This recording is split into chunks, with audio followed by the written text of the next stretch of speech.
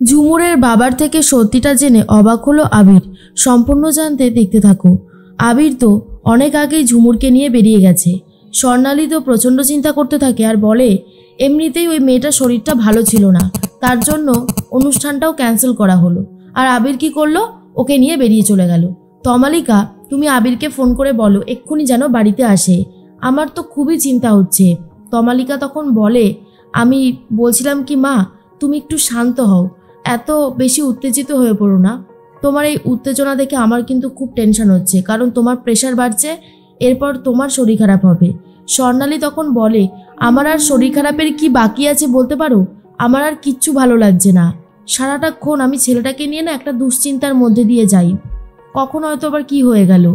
আর আজকাল তো আবির একদমই আমার কথা শুনতে চায় না, আমার কথা পাত্তাই দেয় না, সব সময় নিজের মর্জি মতো কাজ করে। আমার কিন্তু খুবই খারাপ লাগে জানো তো। তখনই তমালিকা বলে মা, তুমি শুধু শুধু চিন্তা করছো। আরে বাবা, সব ঠিক হয়ে যাবে, এত চিন্তা করবার মতো কিছু হয়নি। কিন্তু চিন্তা হয় স্বর্ণালীর, আর বুঝতে পারে কিছু একটা গন্ডগোল হচ্ছে, কিন্তু এক্স্যাক্টলি কী গন্ডগোল হচ্ছে সেটা এখনও বুঝতে পারিনি। এর মধ্যে রনিতা তখন বলে আমার না একটা সন্দেহ হচ্ছে জানো তো, আমার বারবার করে মনে হচ্ছে ঝুমুরই হলো পেখম। স্বর্ণালী তখন বলে না, এটা হতে পারে না, এটা কিছুতেই হতে পারে না, আমি বলছি এটা সম্ভব নয়। ঝুমুর ঝুমুরি, ঝুমুর পেখম নয়। তমালিকা তখন বলে তাহলে মা তুমি একটা কথা বলো, ও কাকুমণির দিকে এইভাবে আঙুল তুললো কেন? এটা নিয়েই না আমার মনের মধ্যে একটা বিরাট কোশ্চেন রয়েছে। স্বর্ণালী তখন বলে সেটা আমি কি করে বুঝবো, সেটা আমার বোঝার মতন ক্ষমতা এখনো হয়নি আমি এটা বুঝতে পারছি না যে আবির কেন এরকম করছে। তমালিকা আর রনিতা দুজন মিলে কথা বলতে থাকে।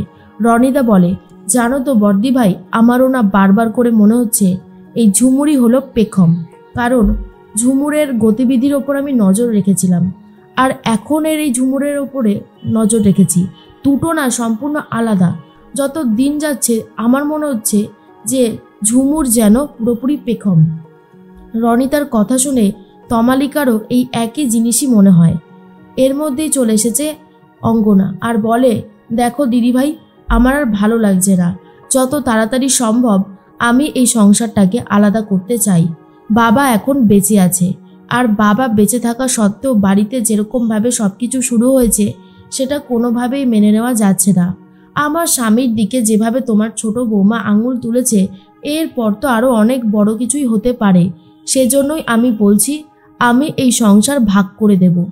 স্বর্ণালী তখন বলে কোথাও একটা ভুল হচ্ছে, শোন ছোট, এরকমভাবে রিয়্যাক্ট করিস না, আমি বলছি সব কিছু ঠিক আছে, কোনো কিছু ভুল নেই। কিন্তু তখন অঙ্গনা মানে কাকিমণি বলে আমার কোনো কিছুই আর ভালো লাগছে না, আমি যতটা তাড়াতাড়ি সম্ভব এই সংসার ভাগ করব, আর তোমার দেওর পার্থও এটা চায়। স্বর্ণালী তখন পার্থকে বলে ঠাকুরপো তুমি অন্তত বোঝার চেষ্টা করো, বাবার বয়স হয়েছে, বাবা এই বয়সে এগুলো কি সহ্য করতে পারবে? পার্থ তখন বলে কিছু করার নেই বৌদি, আমাদের জীবনে এমন অনেক কিছুই থাকে যেগুলো করার মতন কিছুই থাকে না, কিন্তু তবুও করতে হয়। তমালিকা বলে সৌকর্য, তারপর রঙ্গন ওরা আসুক, তারপর না হয় এই ব্যাপারে কথা বলা যাবে।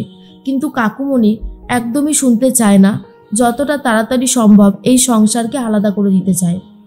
অঙ্গনা বলে ওপরে যেই রান্নাঘরটা রয়েছে আমি এখন থেকে ওখানেই রান্না করব আমাদের সবার জন্য, আর তুমি নিচের রান্নাঘরটা ব্যবহার করো, কেমন দিদিভাই? তখনই স্বর্ণালী বলে তুই আগে থেকেই সব কিছু ভাগ করে নিলি ছোট, এটা কিন্তু মোটেই ঠিক হলো না, খুব অন্যায় করলে কিন্তু। আর তখন অঙ্গনা বলে আমার কিন্তু কোনোভাবেই মনে হয় না যে আমি অন্যায় করেছি, বরং আমি একদম ঠিক কাজই করেছি, আমার যেটা মনে হয়েছে আমি সেটাই করেছি। তার মধ্যেই রনিতা বলে এবার বোঝা যাবে যে কত ধানে কত চাল, যতটা তাড়াতাড়ি সম্ভব সংসারটাকে আলাদা করে দিলেই ভালো হবে। এর মধ্যে রাত হতেই পার্থ মানে কাকুমণি আস্তে আস্তে বেরিয়ে পড়েছে, আর আবির আর ঝুমুর দুজন মিলে অলরেডি পার্থর জন্য অপেক্ষা করছিল। এরপরেই পার্থর পেছন পেছন ফলো করতে থাকে। তখনই ঝুমুর বলে দাদাবাবু আমরা এইভাবে ফলো করছি কেন? আবির তখন বলে কারণ অনেক সত্যি জানার আছে, আর সেই সত্যিটা ফলো করলেই জানা যাবে। পার্থর মনে হয় কেউ বা কারা যেন ফলো করছে সব কিছু, আর সেই জন্য বারবার করে লুকিয়ে পড়ে। কিন্তু আবির আর ঝুমুরও বারবার করে লুকিয়ে পড়ছে, আর বোঝাতে দিচ্ছে না যে পেছনে কেউ ফলো করছে। তখনই কাকুমণি চলে যায় একজন লয়ারের কাছে, আর সেই লয়ারকে সেই দলিলটা বার করে দেয়। আর আবির এসব দেখার পরে পুরোটা ভিডিও করে নেয় আর বলে, দেখেছেন তো, সবটা ভিডিও করা হয়ে গেছে। তার মধ্যেই ঝুমুর বলে, কিন্তু আপনি এই ভিডিওটা সবাইকে দেখালে যদি বলে যে এটা আগের ভিডিও বা অন্য কোনো ভিডিও। আবির তখন বলে, এখন ডিজিটাল ক্যামেরায় তারিখ সময় সব কিছু দেওয়া থাকে, আর তারপরেও যদি সবাই বলে যে এটা মিথ্যে, এটা ভুল, এরপরেও আমি প্রমাণ দিয়ে দেব, আপনি এসব নিয়ে চিন্তা করবেন না। কিন্তু আমি তো ভাবছি অন্য একটা কথা, কিভাবে আপনি এসব জানতে পারলেন? এটা নিশ্চয়ই পেখম থাকাকালীন ঘটেছে, কিন্তু আপনি তো পেখম না, আপনি তো ঝুমুর, তাহলে এসব কি করে জানতে পারছেন? ব্যাপারটা আমার কাছে পুরো ধোঁয়াশা। আমি আপনাকে নিয়ে আজই এখনই ঝাড়গ্রাম যাব আর সত্যিটা খুঁজে বার করব, যেভাবেই হোক না কেন। আর তারপরে আবির ঝুমুরকে নিয়ে রওনা দেয় ঝাড়গ্রাম। আর অন্যদিকে স্যাম কথা বলতে থাকে তমালিকার সাথে আর বলে, বড় বৌদি, এই বাড়ির পরিবেশটাই যেন কেমন অন্যরকম হয়ে গেছে, এখন আর না আগের মতন কিছু নেই। তখনই পার্থ বলে, আগের মতন কিছু থাকবেও না, এই বাড়ি ভাগ হবে, এই সংসার ভাগ হয়ে যাবে, এই সংসারে আমরা আর থাকবো না। স্যাম তখন বলে, কি বলছো বাবা, এটা হতে পারে না, দাদু ঠাম্মি সবাই আছে, আমরা আলাদা থাকবো কেন? পার্থ তখন বলে, কারণ আমি বলছি। শোনো, মুখে মুখে একদম তর্ক করবে না, তোমরা ছোট আছো, ছোটোর মতো থাকো। এর মধ্যে রনিতা বলে, ভালোই হয়েছে, যতটা তাড়াতাড়ি সম্ভব আলাদা হয়ে যাওয়াই ভালো, আর এই সম্পত্তিটা আমাদের নামে হয়ে গেলে তো আরোই ভালো হয়। তখনই স্যাম বলে, এই সব কিছু ছোট বৌদির ইশারাতেই হচ্ছে, মানে মেজ বৌদি। আর তখন রনিতা বলে, শোনো, তুমি সবসময় আমাকে এইভাবে অপমান করবে না, বুঝেছো? কথাটা কান খুলে শুনে রাখো, প্রত্যেকটা বার তুমি আমাকে এইভাবে অপমান করে কি প্রমাণ করতে চাও? না না, আমি তো একটা কথা বুঝতে পারছি না যে কি প্রমাণ করতে চাইছো। তখনই এর মধ্যেই রনিতার কথা শুনে স্যাম বলে, এই বাড়িটা তুমি ভাগ করে দিয়েছো। আর অন্যদিকে আবির আর ঝুমুর পৌঁছে গেছে ঝাড়গ্রাম ঝুমুরের বাড়িতে। আবির বারবার করে জিজ্ঞেস করে আর বলে, আপনি কি সত্যি ঝুমুরের বাবা? কিন্তু ঝুমুরের বাবা সত্যিটা স্বীকার করে বলেন যে, না, আমি ঝুমুরের বাবা নই, এর পিছনে অনেক বড় একটা ষড়যন্ত্র আছে। এই কথাটা শোনার পর ঝুমুর বলে, আমি তো জেনে এসেছি তুমি আমার বাবা, তাহলে কে আমার আপনজন, আর তারা কোথায় থাকে?